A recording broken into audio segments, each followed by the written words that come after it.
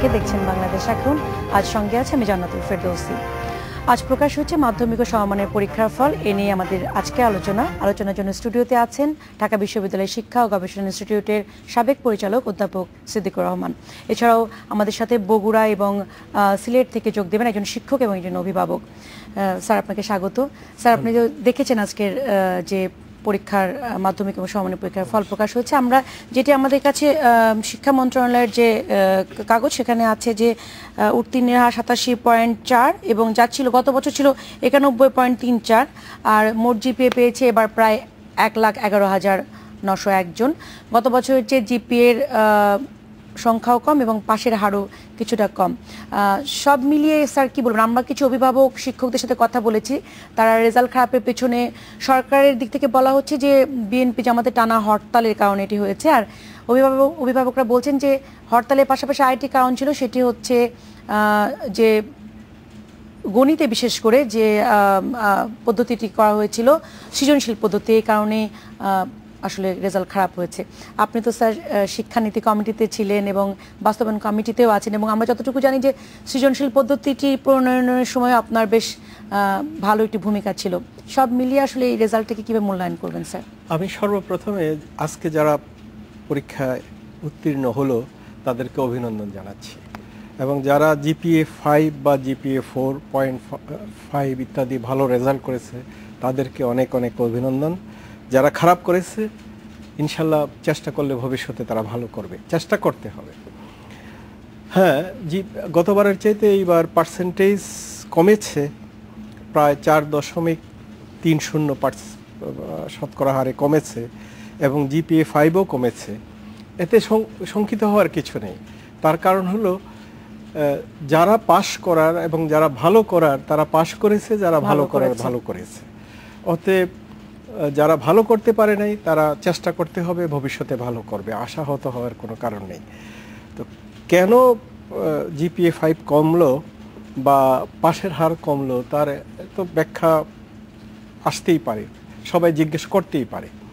তা আমার মনে হচ্ছে দুটো কারণই। একটা হলো এই অবরোধ হরতালের একটা প্রভাব তো ছাত্রদের উপরে পড়ে। আমরা তখনও বারবার বলেছি লম্বা সময় ধরে পরীক্ষাটা কালকে হবে কি হবে না, পরশু হবে কি হবে না, তাদের ওই পরীক্ষা হবে কি হবে না এই চিন্তাটাই বড় ছিল পরীক্ষার প্রস্তুতির চাইতে। কারণ একদম আগের দিনে এসে ঘোষণা হচ্ছিল যে কালকে পরীক্ষাটা হচ্ছে না। এই ধরনের অস্বস্তিকর পরিস্থিতিতে তাদেরকে পরীক্ষা দিতে হয়েছে, ওইটা একটা কারণ অবশ্যই। আরেকটা কারণ জিপিএ কমার পেছনে হতে পারে, কারণ আমরা ফলাফল বিশ্লেষণ করলে দেখতে পাই যে অন্যান্য বারের চাইতে এইবার গণিতে ফেল একটু বেশি। তো অতএব গণিতে ফেল করার পেছনে সৃজনশীল প্রশ্ন কতটা দায়ী ওইটা নিয়ে প্রশ্ন আছে। গণিত এমনিতেই সৃজনশীল। আগেও গণিত যদি কেউ মুখস্থ না করত তাইলে গণিতের সমাধান করাটাই সৃজনশীল। তো অতএব গণিতে নতুন করে সৃজনশীল হতে পারে, কিন্তু গণিতকে আমরা এমনিতেই বলি একটা সৃজনশীল বিষয়। মাঝখানে স্যার আপনাকে একটু আমি প্রশ্ন করতে চাই, সেটি হলো যে আপনাদের যে প্রস্তাবনাটি ছিল সৃজনশীল পদ্ধতিতে, সেখানে কি গণিত ছিল? প্রথমে গণিত ছিল না, পরে ওইটা যোগ করা হয়েছে এবং একেবারে সর্বশেষে যোগ করা হয়েছে।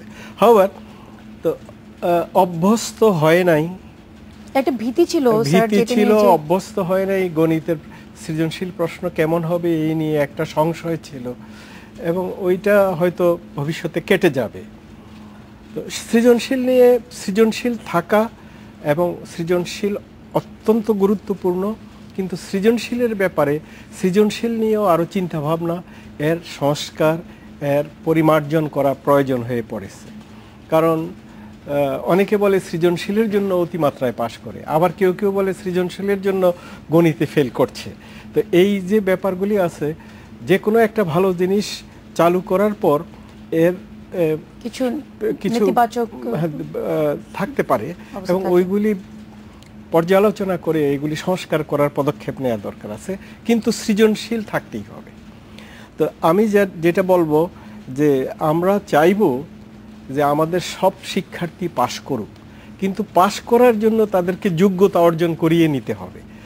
যোগ্যতা অর্জন করা ছাড়া যদি পাশ করে বা ভালো রেজাল্ট করে, তাইলে যারা যোগ্যতা অর্জন করলো তাদের প্রতি অবিচার করা হচ্ছে। যেমন 500 জন জিপিএ 5 পেল, এর মধ্যে 200 জন একেবারে সত্যিকারে অর্জন করে পেল, যোগ্যতা অর্জন, আর 300 জন অন্যভাবে পেল, হয়তো অসৎ উপায় অবলম্বন করে অথবা খাতার নমনীয়ভাবে দেখার জন্য। তাইলে এই 300 জন ওই 200 জনের সাথে যোগ হওয়াতে ওই 200 জনকে অবমূল্যায়ন করা হলো। আর এই 300 জন কর্মক্ষেত্রে গিয়ে জিপিএ 5 এর মর্যাদা না রাখতে পারলে সম্পূর্ণ কর্মক্ষেত্রে না স্যার, আমরা যেটা দেখি বিশ্ববিদ্যালয়ে ভর্তি পরীক্ষাতে আমরা গত বছর দেখেছি যেটা জটিলতা তৈরি হয়, সম্পূর্ণ জিপিএ এর উপরে একটা নেতিবাচক। কিন্তু আমাদের অনেক ছেলে মেয়েরাই তো অর্জন করছে, কেউ কেউ হয়তো কম অর্জন করে পেয়ে যাচ্ছে। স্যার আপনার কাছে আমরা আবারো ফিডব্যাকটা বিজ্ঞাপন বিরতি যেটা হচ্ছে, ফিরছি 30 সেকেন্ড পর। আমাদের সাথে এখন যোগ দিচ্ছেন সিলেট থেকে আমরা এসএসসি পরীক্ষার যে ফলাফল নিয়ে প্রতিক্রিয়া জানাতে একজন অভিভাবক মিহিরকান্তি চৌধুরী, তার সাথে কথা বলবো। জনাব মিহিরকান্তি চৌধুরী, এসএসসি ফলাফল আমরা কথা বলছিলাম, আমাদের সাথে সিদ্দিকুর রহমান স্যার আছেন, তার সাথে কথা বলছিলাম সৃজনশীল পদ্ধতিটি নিয়ে। বলছিলেন যে রেজাল্ট যে খারাপের কারণে অনেক অভিভাবক বলছেন যে সৃজনশীল পদ্ধতি বিশেষ করে গণিতে, আপনি কি বিষয়ে একমত?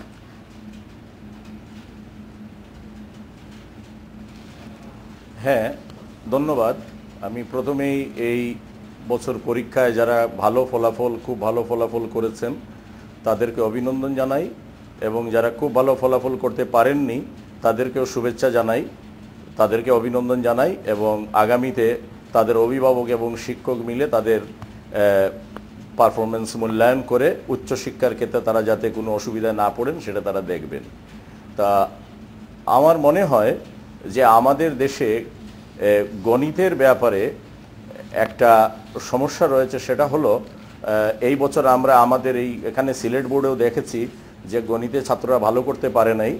সে কারণ হলো যে গণিতের কিছু ব্যাকরণ আছে, গণিতের একটা ভাষা আছে এবং তার মৌলিকত্ব কিছু আছে।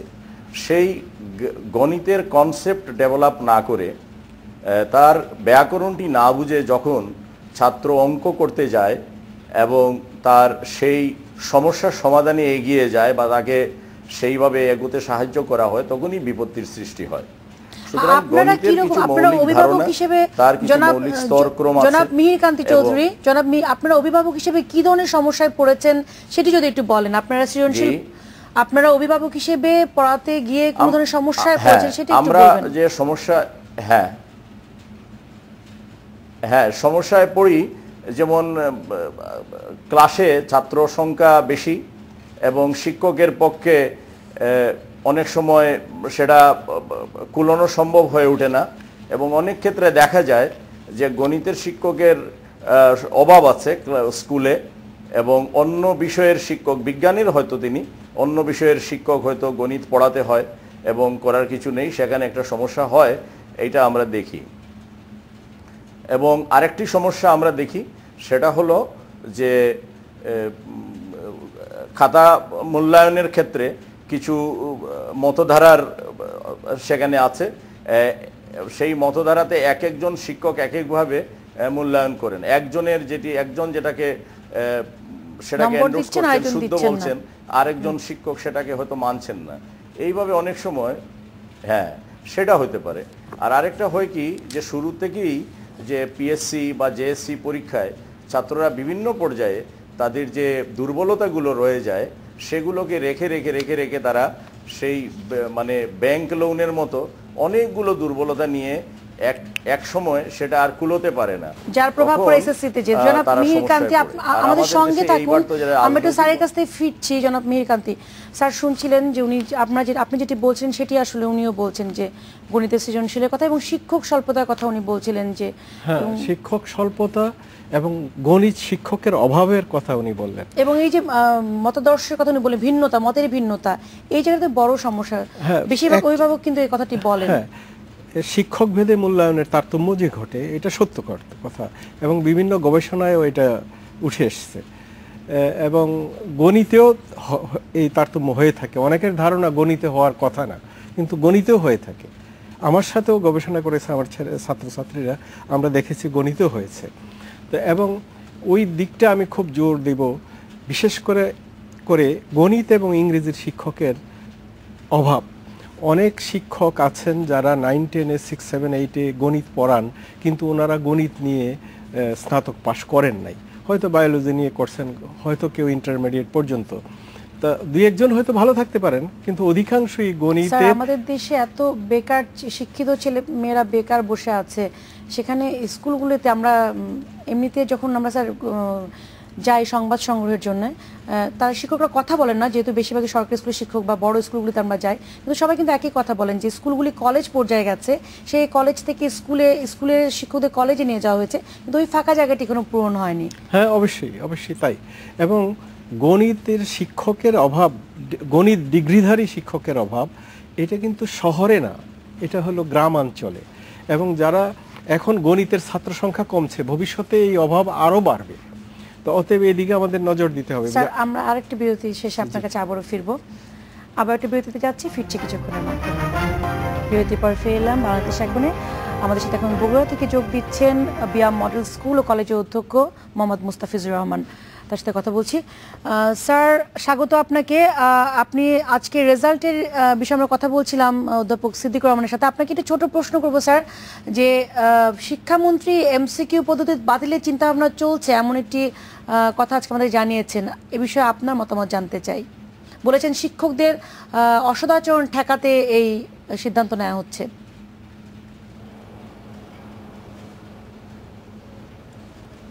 ধন্যবাদ আপনাকে। আসলে এবছর এসএসসি পরীক্ষার ফলাফল আমি রাজশাহী বোর্ডের কথা বলবো, যে রাজশাহী বোর্ডে গত বছরের যে পাশের হার ছিল 96.3%। স্যার, আমরা রেজাল্টই জানি, আপনাকে আমি এমসিকিউ বিষয়ে জানতে চাচ্ছি। স্যার, আমাদের হাতে সময় কম, আপনি যদি দয়া করে আমাদেরকে এমসিকিউ এর যে বিষয়টি শিক্ষামন্ত্রী জানিয়েছেন সেই বিষয়ে আপনার মতামত জানতে চাই স্যার।